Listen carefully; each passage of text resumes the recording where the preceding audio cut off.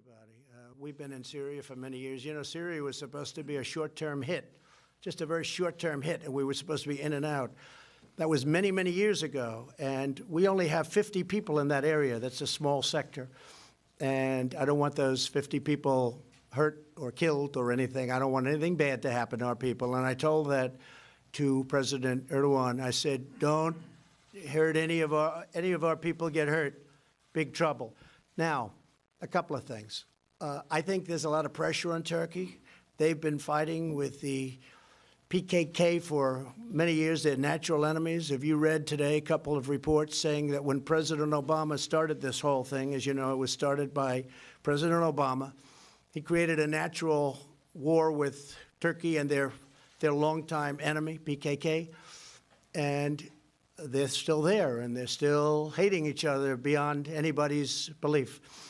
But I have told Turkey that if they do anything outside of what we would think is humane, to use the word a second time, we talk about Hong Kong, we talk about this, they could suffer the wrath of an extremely decimated economy.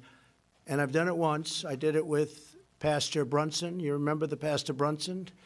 And they wouldn't give Pastor Brunson back, and they ended up giving Pastor Brunson back pretty quickly. Their currency fell at record levels, and lots of other things happened. And it was good. I have a very good relationship with President Erdogan. I want to see it happen. I will tell you this, though. We defeated ISIS.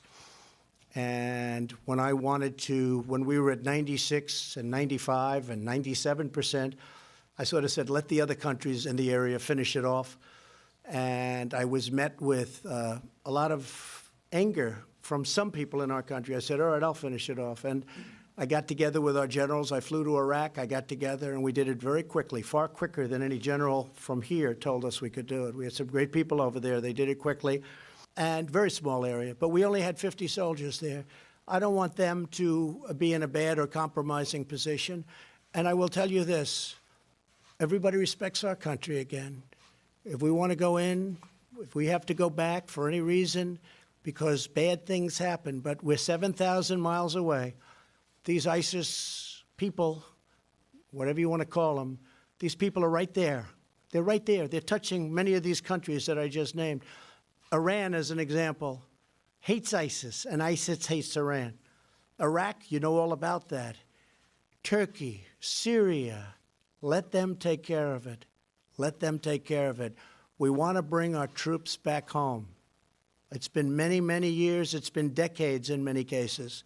We want to bring our troops back home. And I got elected on that. If you go back and look at our speeches, I would say we want to bring our troops back home from these endless wars. And we're like a police force over there. We're policing. We're not fighting. We're policing.